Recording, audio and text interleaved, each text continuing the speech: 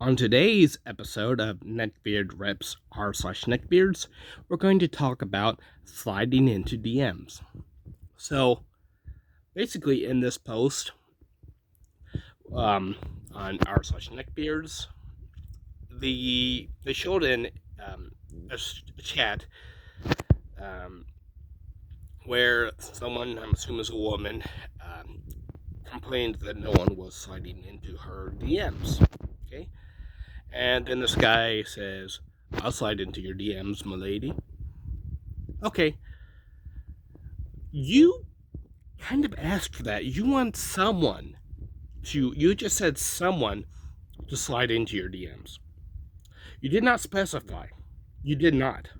So what do you expect? What do you honestly expect? You invited anyone but by that comment. If you had specified someone or some kind of person, then there would be something that wouldn't be your fault. But the fact is, you didn't specify. It's like, if I said I want someone to knock on my door, and it's not my ideal person, if I advertised I want someone to knock on my door, and it wasn't my ideal person, would it be their fault or mine? Because I said someone, I did not specify what kind of person.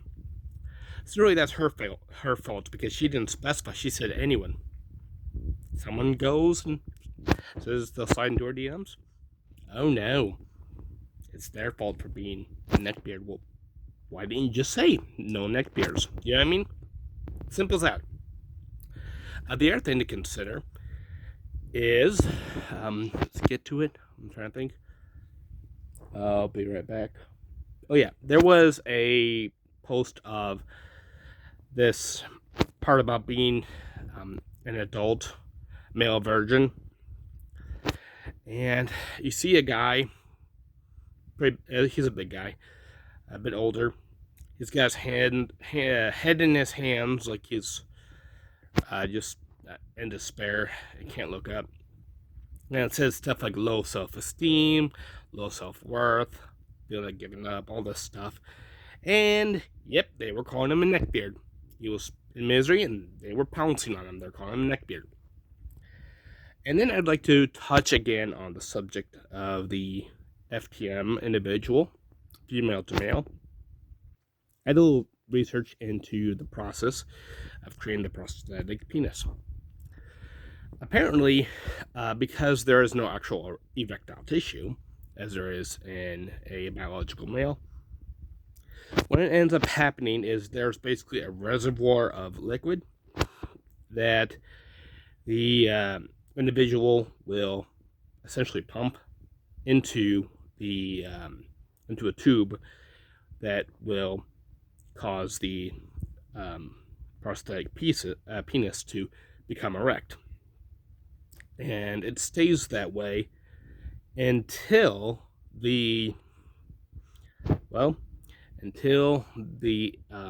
individual decides to release the pressure, release the erection by releasing the valve, and that will basically cause the liquid to go back into the reservoir and in the erection.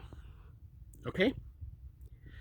So it's basically kind of a hydraulic system that can pretty much indefinitely maintain an erection. That's why this individual, he could go for hours maintaining an erection, because he just has kind of hardware, like a hydraulic system in him, that allows him to just maintain pressure. And since it's prosthetic, the organic, for a biological male, it doesn't do that. It can't.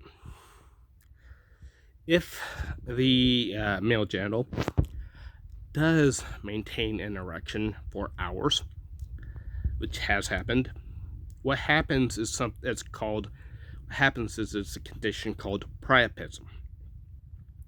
If priapism occurs, which sometimes it can happen with performance enhancing drugs, if priapism occurs, the individual has to go to the ER immediately, where they stick a needle, a syringe in, and drain the excess blood.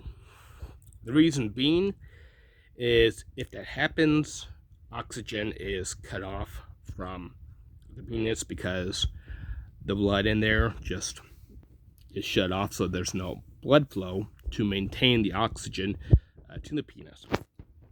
And as a result, what will happen is the penis will literally begin to die and rot off.